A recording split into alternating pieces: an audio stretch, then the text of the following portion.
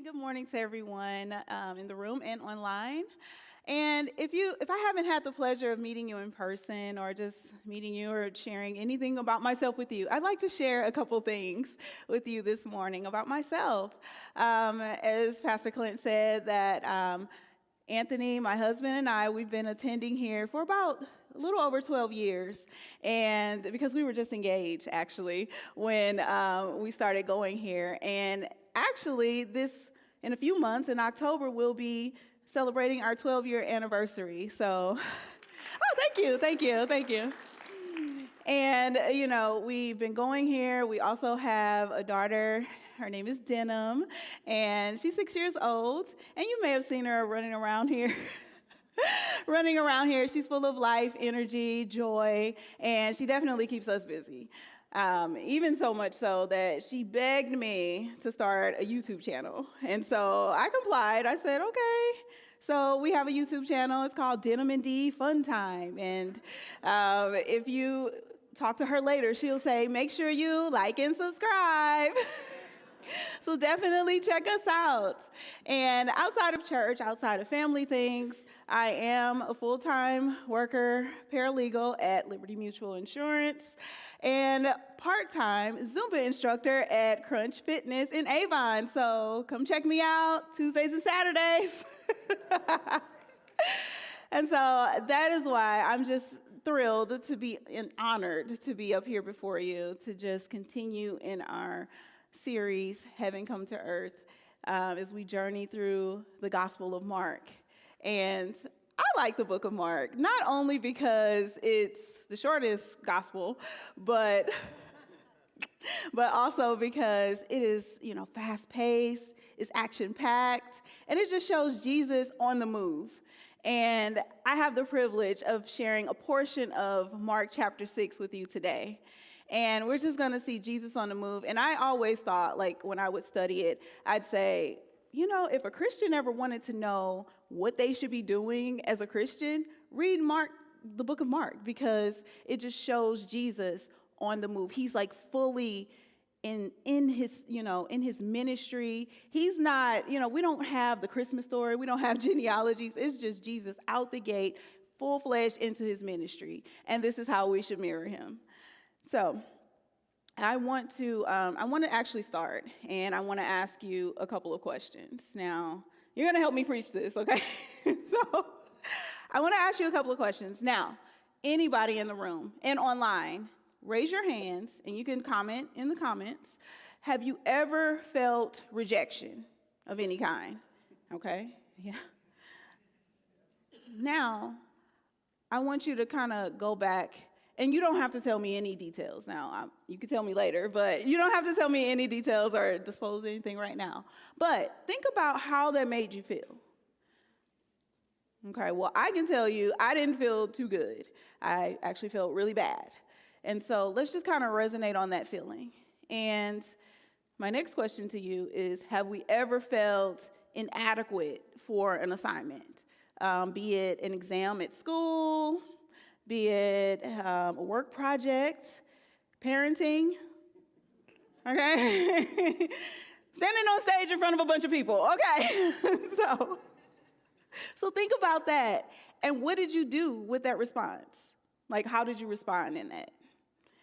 All right, well, as we will see, when we walk through the book of Mark 6, we will see that we are in good company, even if we look around this room. And that's the reason why I asked this, so you can know that you're not alone when you're feeling rejected or when you're feeling inadequate about anything. We've all had those feelings. We've all responded in different ways. And when we journey through Mark 6, we will see that we are in great company, actually. So let's get into this. All right. I want you to also think about this. And I want you to remember this throughout the passage that we talk about. When the kingdom is rejected, the mission continues. Because sometimes we have an idea that, we're walking with God and everything should just become easier, right? Maybe I just thought that, but we think that. We're like, yes, I'm saved. I gave my life to Jesus, and I'm following him. Everything should be just fine, and it should work out well. And, we may think that if I'm faithful to people, they'll approve of me. If I follow Jesus, all of my problems will go away. We have these thoughts, but sometimes that's just not quite, the outcome. And so what do we do when following Jesus doesn't turn out the way we expected? So Mark 6 has the answer. I'm glad you asked that. So this is not a chapter about an easy Christian life. So basically, here's the gist. We will see rejection turn into redirection. We will see deficiency lead to dependency. And the main idea is that God calls us to remain faithful to him, even when we face opposition, difficult circumstances, and rejection. Because sometimes we can interpret difficult circumstances as the evidence that God has left us. And as Lauren and Clint said a few weeks ago in Mark 4, we are in the storm with his presence and for his purpose. Mark 6 also shows difficult absolutely does not mean that God is absent. Sometimes difficulty is the very place where we meet God, where he just shows out. He shows his faithfulness.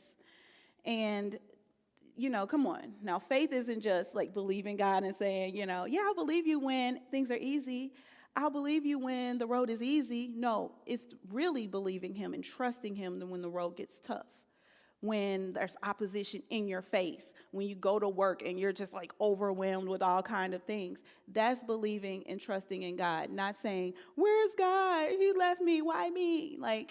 No, this is where faith is built. And today I want to walk us through this chapter. And I want you to continue to consider the questions that I asked you from earlier, about rejection. So, what do we do when we're rejected? And what do we do when we feel inadequate? So definitely continue to consider those. And here's a point that I want to make. Don't let familiarity become a barrier to faith. Now let's read Mark 6, 1 through 6. And we're reading from the New Living Translation. And I actually have my paper Bible. It's kind of big and, clunky. If you see some papers, it's just prayers. So just give them back. Don't read them, give them back. Okay? So we're going to start at verse 1. Jesus left that part of the country and returned with his disciples to Nazareth, his hometown. The next Sabbath, he began teaching in the synagogue, and many who heard him were astonished. They asked, where did he get all his wisdom and the power to perform such miracles? He's just a carpenter, the son of Mary, a brother of James, Joseph, Judas, and Simon, and his sisters live right among us. They were deeply offended and refused to believe him. Then Jesus told them, a prophet is honored everywhere except in his own hometown and among his relatives and his own family. And because of this unbelief, he couldn't do any mighty miracles among them except to place his hands on a few sick people and heal them. And he was amazed at their unbelief. Whoa. That's pretty deep. So follow me. Prior to this, Jesus was in Capernaum. And this is like a major center of his ministry. Jesus had left Nazareth after his wilderness temptation to live there. And this is where a lot of his disciples are connected to. And so in Mark 5, Jairus sought Jesus out. Now, he was a religious leader, and he sought Jesus out publicly to heal his dying daughter. Jesus is like, okay. And so on the way, a woman with an issue of blood. Now, this woman, she's low-key my hero. She's one of my heroes of the Bible. We don't hear much about her, but I will tell you, every time I speak, I'm going to mention her because she exhibited so much faith that she risked her life. She wasn't even supposed to be in public. She risked her life. She's crawling in the crowds, and she pulled the very healing from Jesus, and he healed her in response to her faith. Now, this all happened in Capernaum prior to Mark 6. Now, on the other hand, we're in Nazareth. And he returns to his hometown, and this atmosphere is drastically different. This is Nazareth. This is where Jesus grew up. The people saw him grow up. They knew him. They knew his family. They knew his mom. They knew all of his siblings because they named them, like all of them. And did you know Jesus had sisters? Okay. But they knew all of this about Jesus. And, and so on the Sabbath, Jesus goes to the synagogue and he begins to teach. Now, keep in mind, this isn't his first time teaching in the synagogue. And the people were amazed, and they heard his wisdom, and they know about his works. And they were like, yes. And then quickly after that, they started to question him. They started to just discredit everything that they had just seen happen and that they actually knew. And so they started asking these questions. Where did he get all his wisdom and power to perform such miracles? Isn't this Mary's son, the carpenter, the brother of James, Joseph, Judas, Simon? Aren't his sisters among us? They were deeply offended and refused to even believe in him. Now, the original Greek word for offended is skandalizo, and that comes from the word skandalon, which literally means stumbling block or a trap. This is where the word scandal comes from. And so they thought Jesus was scandalous. And I was like, whoa, I was just reading this like amazed at myself, you know. And so instead of them embracing Jesus for who he was, they allowed their familiarity with his origins to act as a barrier. They weren't merely annoyed. They were deeply offended to the point of rejection and disbelief. Now, remember the questions I asked you before about rejection? Imagine how Jesus felt as he said these words. A prophet is honored everywhere except in his own hometown. Now, just kind of let that sit. How do you think Jesus felt at that moment for him to even say those words? So the people of Nazareth, they were amazed, but they weren't believing. And their unbelief, it basically closed the door to what Jesus could do.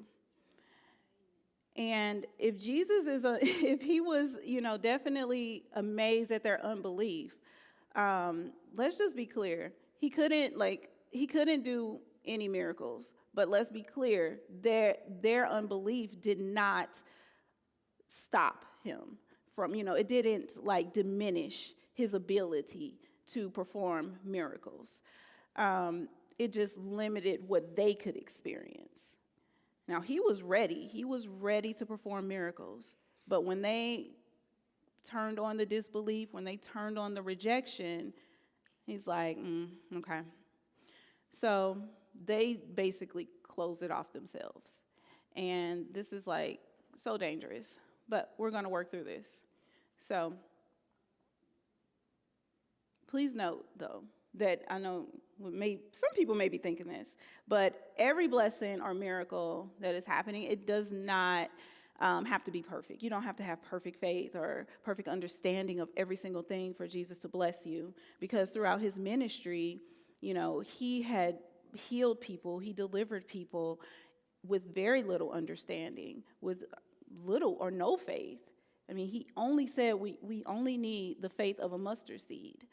So we don't have to have this perfect faith, this perfect, setup of understanding, but it is just the persistent rejection, hardened unbelief that can create this environment to where people refuse to receive what he offers. And here's the problem. Unbelief doesn't make God less powerful.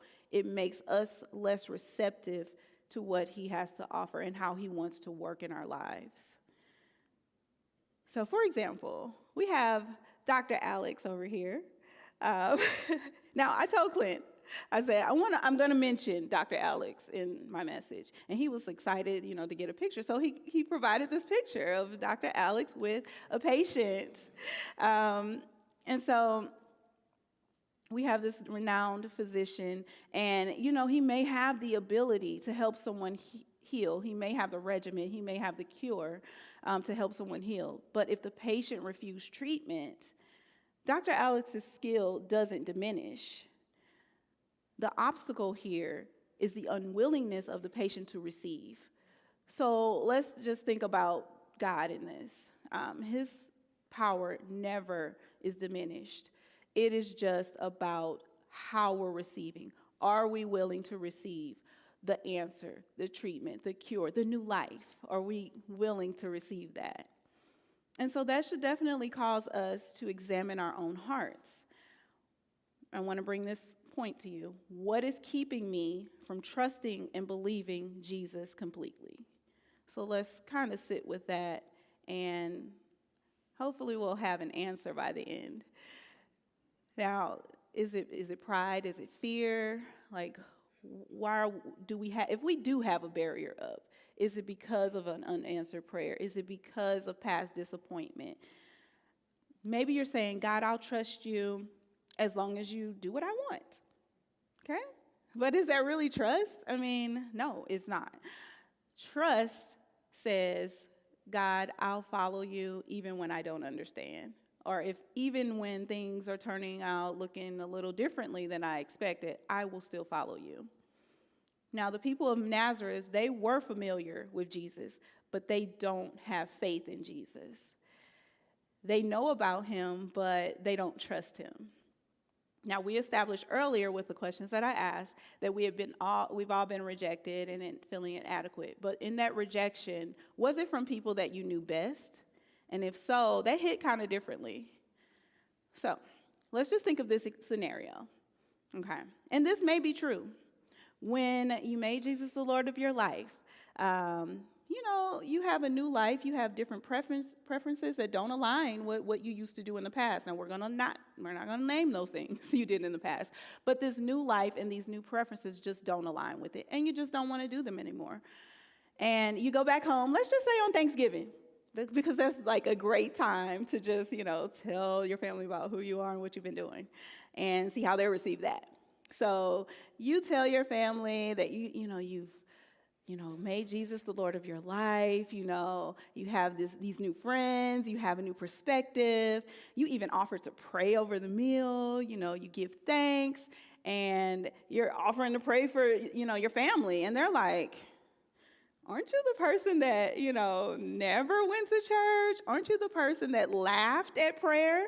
And you're like, well, that may have been true, but that's not me anymore. And they're like, okay, that's kind of sketchy. I don't trust you.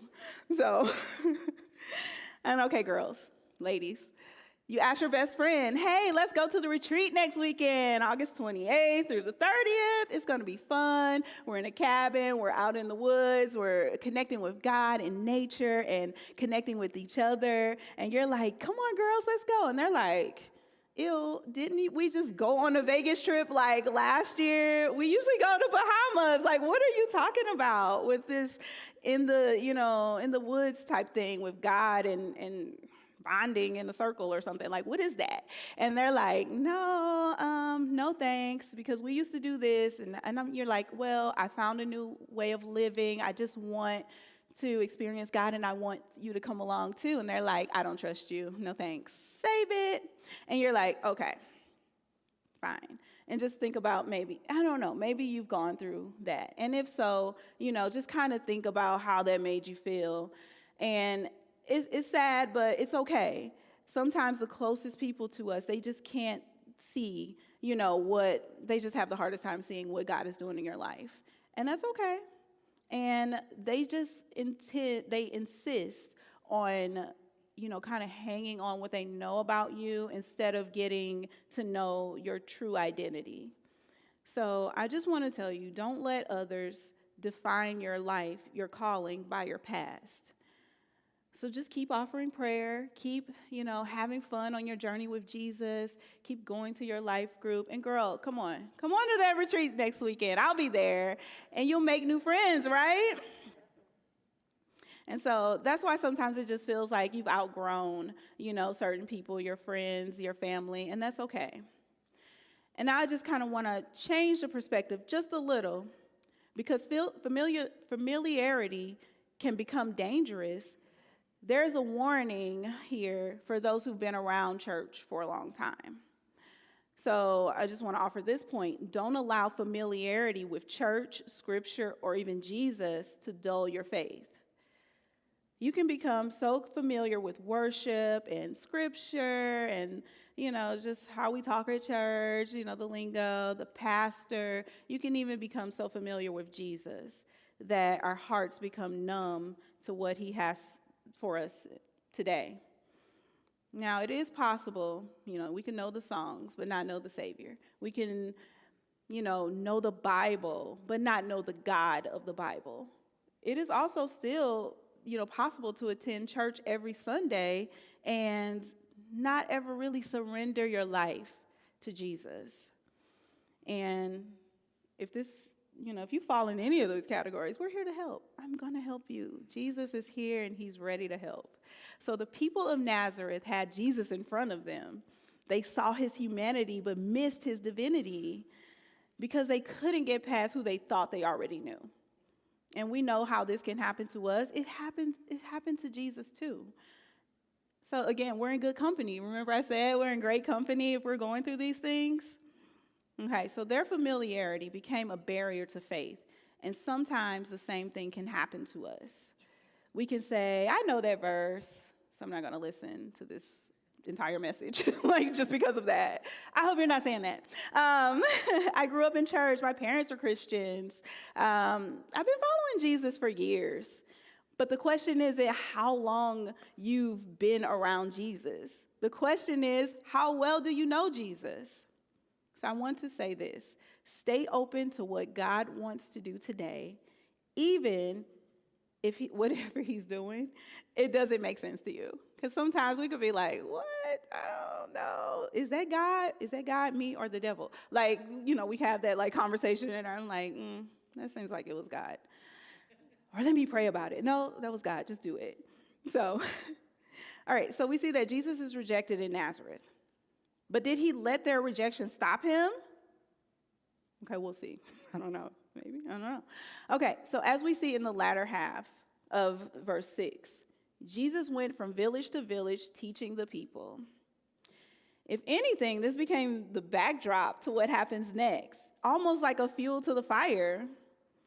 So our Vineyard founder, John Wimber, said, the rejection of the kingdom by those closest to Jesus does not slow its advance.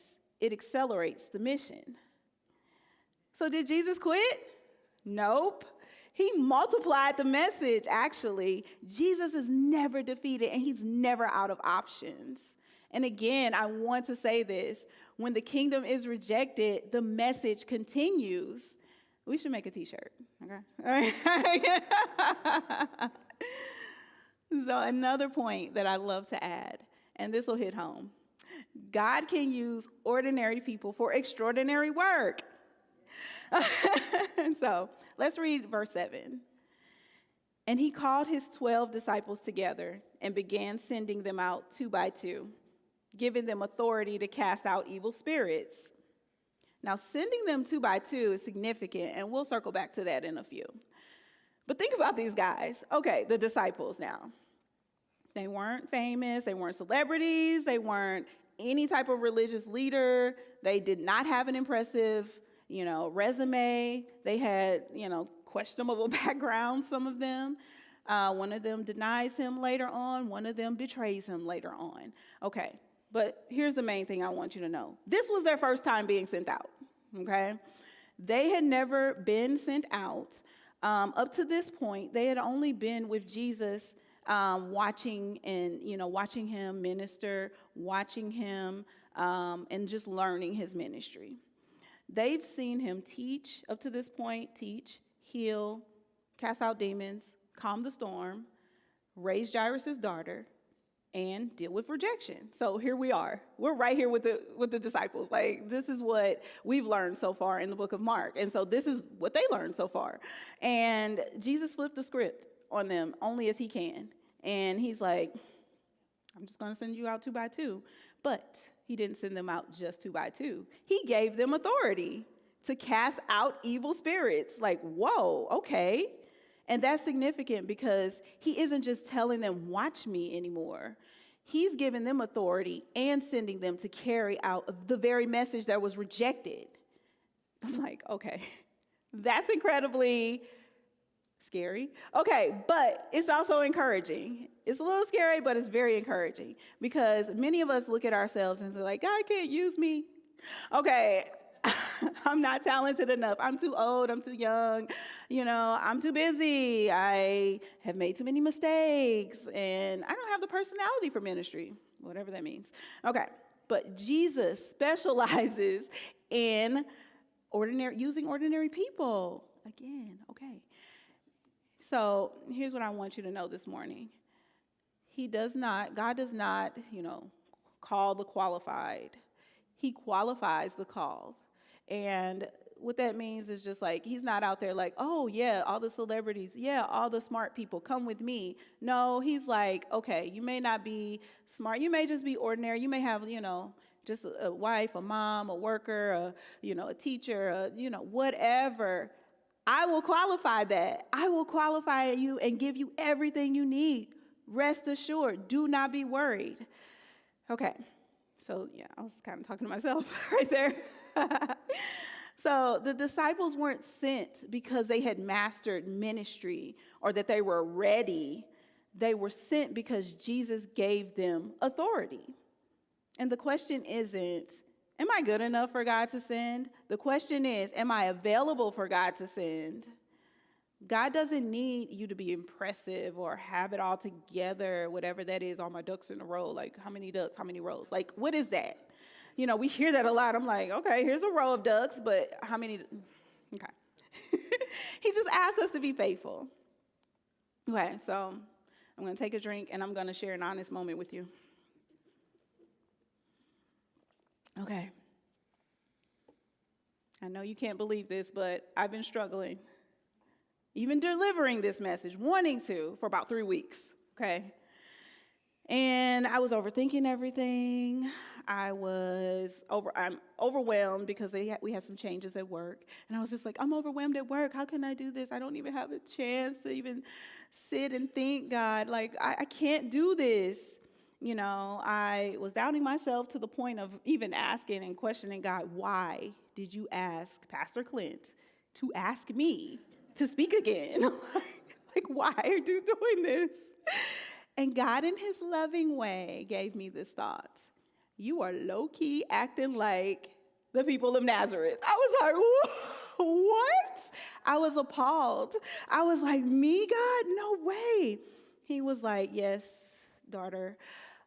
Because I wasn't accepting, what his calling was in my life at the time. I wasn't accepting his purpose. I was doubting and questioning him. And I was just kind of like, in a way, like doubting, like, I don't have everything. You don't have everything for me, for this assignment. I am not equipped for this. I was saying all those things. And, it was hard to hear. And that was hard to share. I couldn't hardly get it out. So that was hard to share, but this is where I was. And so I asked myself, and I ask you to ponder this as well. Do you think that Jesus feels rejection in the same way that he felt in Nazareth when we don't accept his calling or when we're doubting the calling that he has on our lives? And, I thought about that for a moment, and I was like, he probably does feel that same rejection.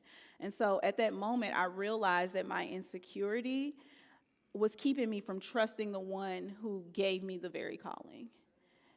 And so at that was an eye-opener. It was heartbreaking for me to even hear and just even realize. And I basically repented. And I turned from that mindset, that perspective of I can't, how, why. And I just want to encourage you, because I stand here before you today. I said yes, and I want to encourage you to say yes. Whatever that thing is that you've been like, maybe I should pray about it, or no, not me. Say yes to it and go. So I just encourage you for that. Now back to Jesus sending the 2x2. Did you think I forgot about that? Okay. So that was intentional. He sent 2x2 because this Christian life isn't meant to be, lived alone. We need each other. As Jesus had experienced rejection, he knew that they would experience it as well. So they needed each other to lean on in the face of rejection, to lean on in weakness and uncertainty. They needed each other. So that's the same with us.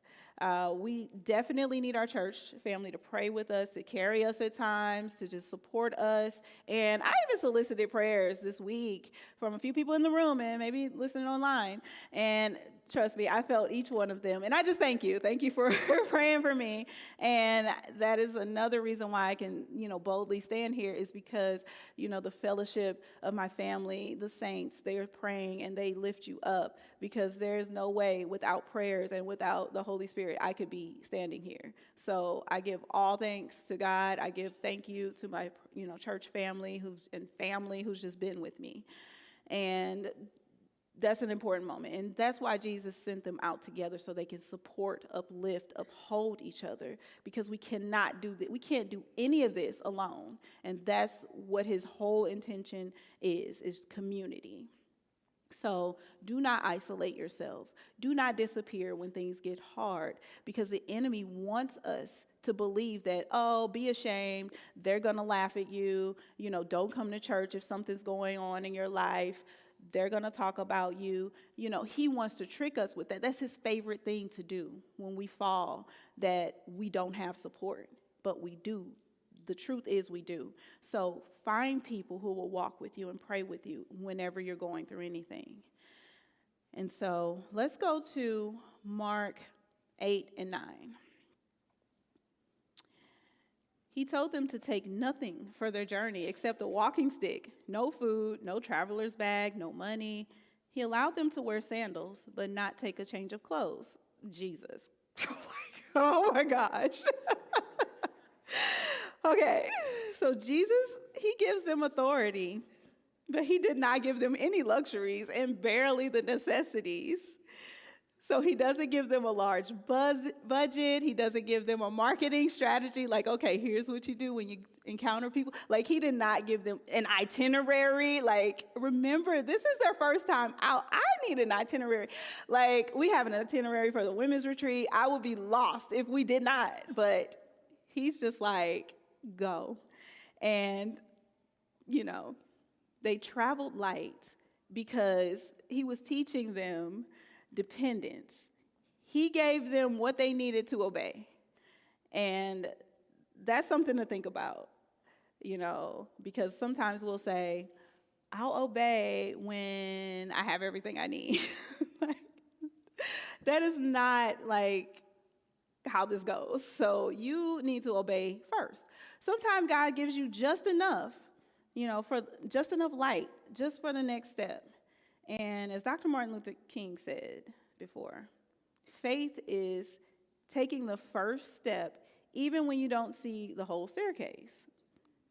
Not the next 10 steps, just the next step. We don't want it all. But if we saw it all, we would be like, I don't want to do that.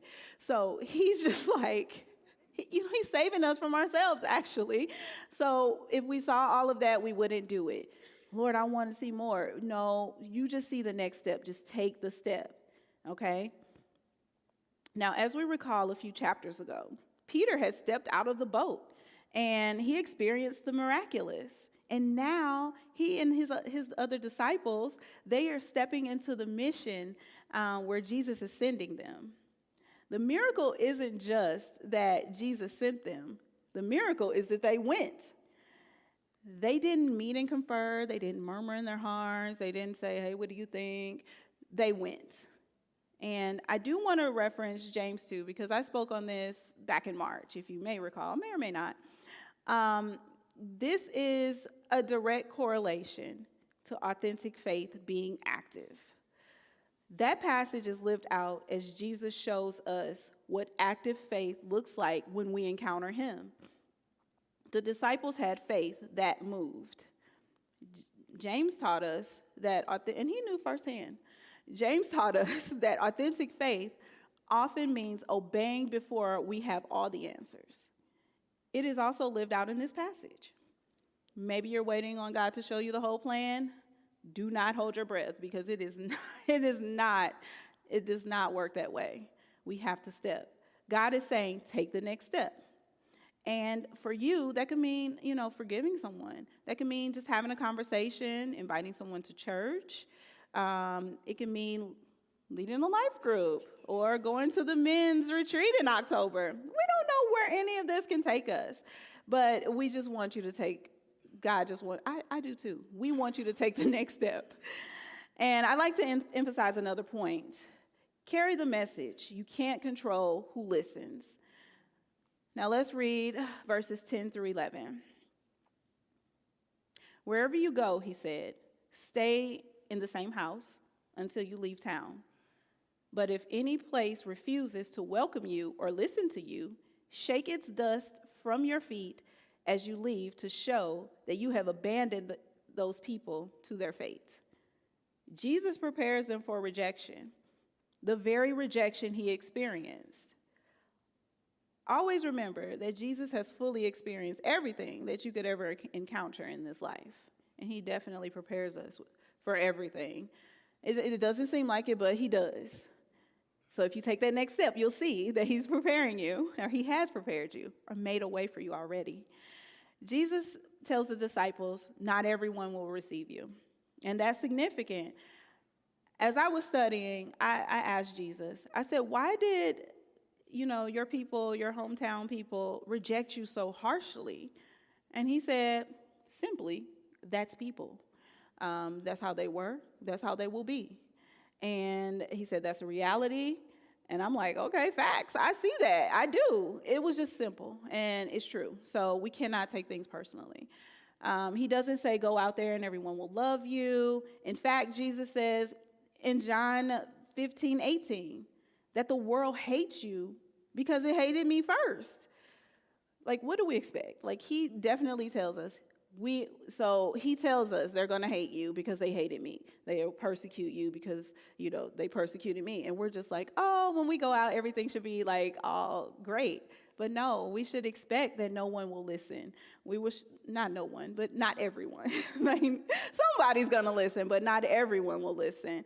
Not everyone will agree. Not everyone will appreciate you or, respond positively. Again, this is why we have our church family, because we can, hold each other up when we face defeat and rejection. And Jesus essentially says, don't allow rejection to destroy your faithfulness. This is important because many of us take rejection so personally.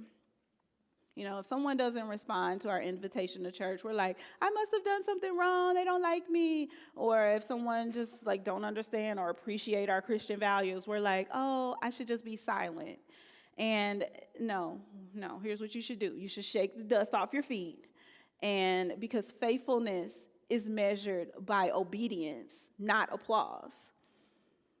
You don't need anyone to approve of you because we carry the message and we cannot control the response. The only thing that you're responsible for, I'll help you out, is faithfulness, obedience, speaking truth, loving people, and going where Jesus sends you. So, you ask, what happens? Okay, here's what happens. In verses 12 and 13, so the disciples went out, telling everyone they met to repent of their sins and turn to God. And they cast out many demons and healed many sick people, anointing them with oil. Wow! The miracle isn't just that Jesus sent them. The miracle is that they went. So, what does faithfulness look like today? So how do we bring Mark 6 into our lives? What does this mean for Monday morning? It means that when you're rejected, keep following Jesus. When someone doesn't understand your faith, so what? Keep following Jesus. When someone, trolls you online, keep following Jesus. Who are they?